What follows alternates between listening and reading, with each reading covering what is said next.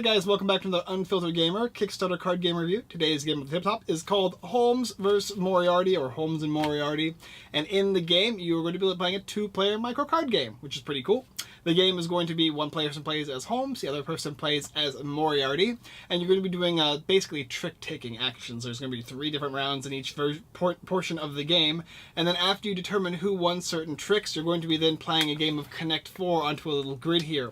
And whoever's able to make the first Connect 4 wins, or after 5 rounds, if Moriarty doesn't complete his goal of getting his Connect 4, then Holmes is going to win. I know it sounds kind of weird with Connect 4 and everything. Let me go ahead and show you what it looks like though. So here we have the game, Holmes and Moriarty. Now just to clarify, actually, Holmes doesn't win by connecting 4. He just wins if he can prevent Moriarty from connecting 4. This is the board here, which we'll be using for the connections, as well as you could also, I guess, use these here to either keep track of your opponent's score or whatever, or depending on how the game's going to be coming out of Kickstarter, how it's going to look. But it's going to be easier for us to see on this one, so I'm going to use this one here. There's going to be 2 sets of cards. You're going to get case cards, which are going to feature Holmes and Moriarty, as well as bonuses, depending on who can complete which trick. You're also going to be getting a deck of cards of numerical value of different colors. You've got yellow, blue, green, and red. Now normally, in general, the rule is going to be whoever has the highest number wins. However, if you have a 14, 15, or 16, that's whoever has the highest number, or the winner is the next 3 numbers. So 15 can be beaten by a 16, a 1, or a 2. A 16 can be beaten by a 1, 2, or a 3. And a 14 can be beaten by a 15, 16, or a 1. Nevertheless, though, you're going to be shuffling this deck of cards up here, and you're going to give your opponent his cards, his tokens here, and my tokens for the Moriarty. So I'll play as Moriarty, and Holmes will be over here. We're then going to shuffle up this deck of cards and give each player 7 of them. After you've gone ahead and give each player 7 cards, see if I counted that right, 6, 1 more. Then you're going to give, everybody's going to look at their cards. Let's see what we got here. Now, obviously, it's going to be kept secret, but I'm going to reveal them for purposes of explanation, so that everybody can see what they got. Great. Then we're going to put 3 case files face down, just like that. These are going to be the ones that start off in the game. And now we're going to start with rounds. This is actually an interesting style of drafting as well, because you're going to choose 2 cards and your opponent is going to choose 2 cards and put them in 2 separate rows. So if we look at over here, we are going to have this case file first. We'll start with this one here. And Holmes is going to look and say, okay, the first thing that matters is who beats who on the first area, and whoever beats who is going to secure that specific color, and then it's going to come down to the final row, which is the most important. If you have that color, you're going to win if you have the highest number of that color. If you don't have that color, but your opponent does, your opponent's going to win, or vice versa. And if neither of you have the color, it's going to come down to highest number. So we're going to go ahead and, these are all hidden, so I'm going to go ahead and put 2 cards face down. And then we're going to go ahead and put 2 more cards face down in the same column, but a different row. Bam, just like that. Then we're going to exchange hands. This is the first time I'm going to be seeing my opponent's hand. And we're going to put down cards as well. And he chose the blue here, but he doesn't have a blue, so I picked this. And then for me as well, I'm going to put one down. Great. Then we're going to exchange hands once more, and we're going to choose again. There's always going to be 1 card left over that gets dumped. Okay, now we're going to have a grid here. Looks like a 5 by 3. So we're going to start by revealing each case file individually. So we're going to flip over this card here and determine what color it's going to be. So in this case, it's W or green, no matter what, and this is the highest one. So this would be the one that would dictate which color it is, but fortunately they're both green, so it doesn't really matter. Next, we're going to see which is the highest card here, or highest card of this color, which is the most important thing. They're also both green, and this is 16 and this is 4. So that means that Holmes is going to win this case. He's going to secure a point for later, and he also will get 1 bonus victory later as well. We're going to move on to the next one now, flipping over this over here. 14 of red, 12 of blue. 14 is higher than blue. So the winner of this is going to be the red card, or if no red, the highest card. Flipping over again. Oh, this is a 15 that is yellow, and this is an 11 that is red. But because the red one here, red is the more important color, so this one would win. However, if I had a blue here, and it was 11, and he had a yellow here that was 15, he would win instead. But Not the case. So Moriarty's going to take the victory here. Reveal this case file. It's a Holmes card, so it doesn't matter specifically for me, but Holmes won't be getting that bonus. We'll do the final one now here, just by flipping these guys over. All right, so 8 red, 5 yellow. Red is going to win here, and then we're going to flip over again. And, oh, this is the case in which we've got 7 and 3 of yellow. So he was hoping to win in yellow, but he didn't. And neither has red, so it comes down to the highest number, which is going to be blue here. So Holmes would take the victory here. Flip over this card. It's Moriarty, so he wouldn't get any bonuses here. After that, we've already determined who's won here. We've got 2 here for Holmes, and plus a bonus for later, and then 1 for Moriarty. The first thing that's going to happen is Moriarty is going to get to place first, and he gets a place based on his victory area, which is going to be this red color here, or the C, and he'll put it down anywhere he wants. He's going to try and connect 4, so he's going to put 1 down right there.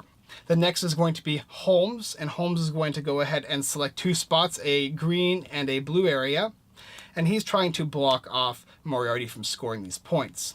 Then, if Moriarty had taken the majority of cards here, so if he won 2 cases out of the 3 or 3 out of the 3, he would get bonuses. If he won 2 out of the 3 case files, he's going to get an extra freebie here. He'd get a bonus 1. And if he won all 3, he would get 2 bonus ones, in which Sherlock would be placing right now. But right now, the only bonuses that are available are Holmes, so Holmes will place once again. He can put it on the T area, so that would be maybe this yellow one right here.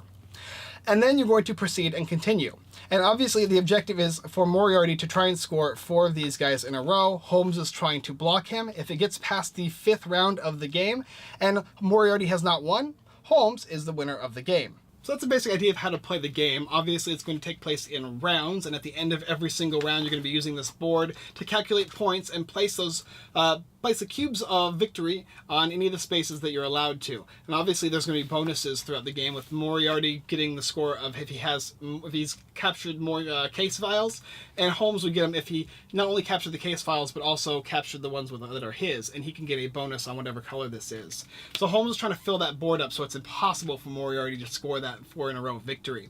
And Moriarty is doing the exact opposite, trying to negate the amount of points that Holmes is getting and trying to score for himself.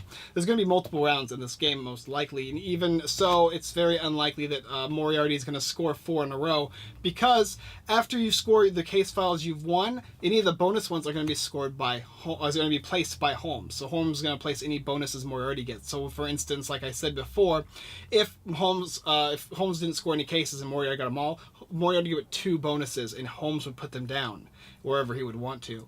And if it was just 2 out of the 3, Moriarty would only get 1 bonus, but still Holmes would place it, so more than likely he's not going to let Moriarty win that first round.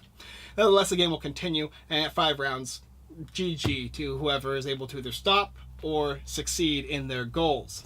Now, that's the basic idea, and as you can tell, it's a very quick game. It is a micro game. It is very simple. Let me tell you what I think about it. Well, I think it's great. I mean, I have not really been a fan of micro games until I started doing a lot of this reviewing stuff and starting to realize how great they're, because I never actually picked them up myself. And after being given a bunch of these little games here, I've started to really, really enjoy them because they have so much depth and so much simplicity all kind of wrapped into one. This game has a little bit of complicated rule aspect to it, but there's not a lot to it once you get to the nitty-gritty, you know?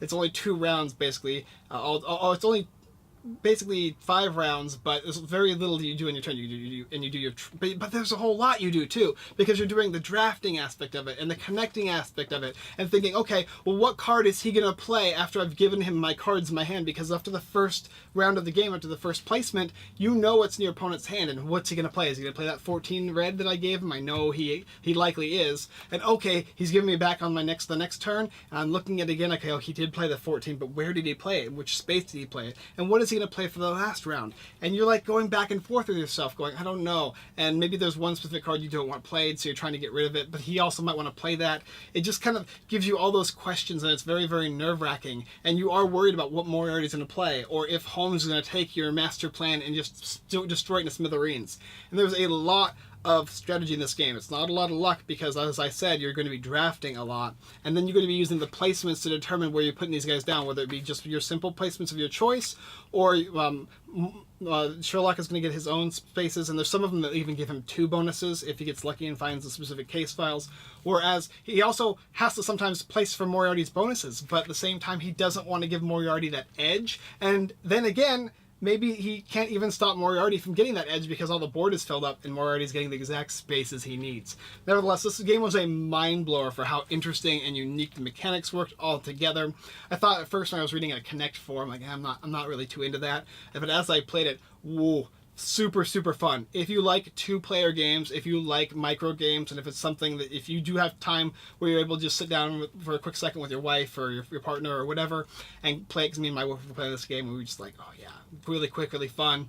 And there's so much tension and stuff like that, and tension gets like tight and nervous and aggravating, but then it's over and it's quick. Play again or you don't. Really cool, really simple, really unique little game. Now, there's not a lot of artwork, but there's some, and it's kind of one of those things where it's like, it's okay, not a big deal. But it is a Kickstarter game, so I'm very interested to see what it fully looks like, and how small they're going to make it, or what kind of box size. It's all something I don't really know about. Nevertheless, though, the game is fun, and I really enjoyed Sherlock and Moriarty.